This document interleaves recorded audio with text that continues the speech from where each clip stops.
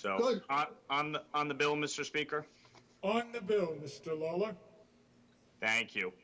Mr. Speaker, this year marks the 40th anniversary of the 1981 Brinks robbery that took place in Rockland County, where I live. 10 individuals from the BLA and the Weather Underground stole $1.6 million and murdered 3 individuals: security guard Peter Paige, Nyack Police Sergeant Edward O'Grady, and Nyack Police Officer Waverly Brown. In addition, they seriously injured security guards Joseph Trombino and James Kelly and police detective Artie Keenan. It was a horrific, violent crime that destroyed many lives and left a devastating impact on my community. Mr. Speaker, every year on October 20th, my community comes together to remember the lives of Peter Paige, Edward O'Grady, and Waverly Brown, and to lift their families up in prayer. It's bipartisan. Over 4 years ago, Governor Cuomo commuted the sentence of Judith Clark, and 2 years ago, she was released on parole. That Judith Clark would be given the right to vote after participating in the death of 2 police officers and a security guard is not only shameful, it's a slap in the face to the families who lost their loved ones that day. This year also marks the 41st anniversary of the rape and murder of 16-year-old teenager Paula Bohovesky of Pearl River, where I live. On October 28, 1980, 16-year-old Paula Bohovesky was walking home from her job at the Pearl River Library when she was stalked, attacked, raped, and murdered by Robert McCain and Richard LaBarbera.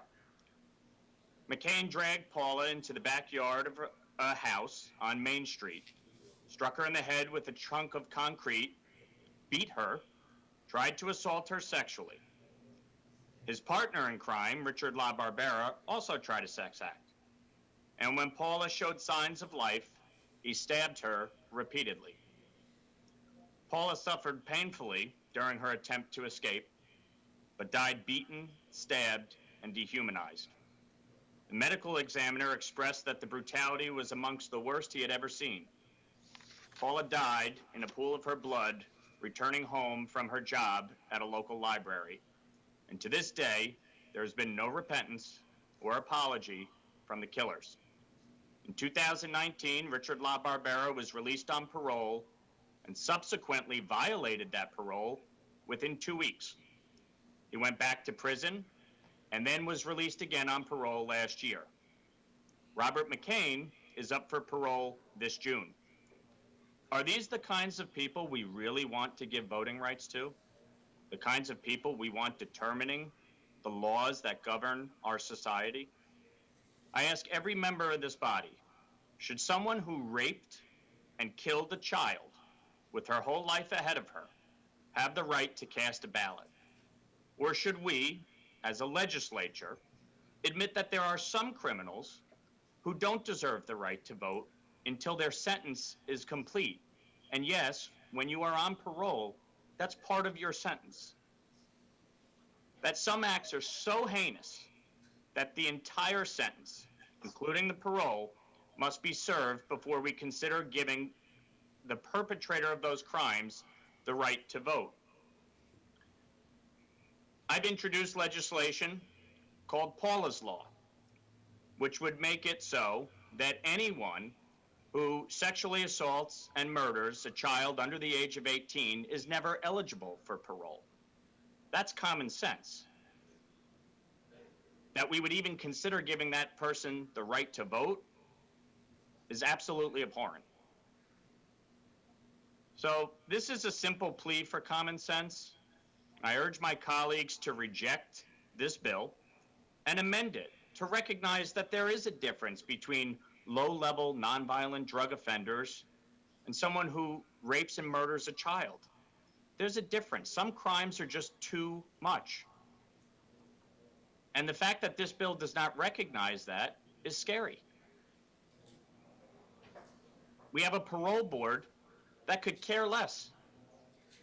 I appreciate the sponsor saying that, well, we leave it to the parole board to decide. Well, we've seen what this parole board is deciding.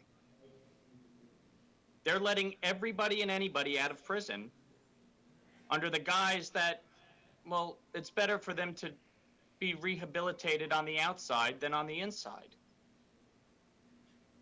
Some people just don't belong back on the streets.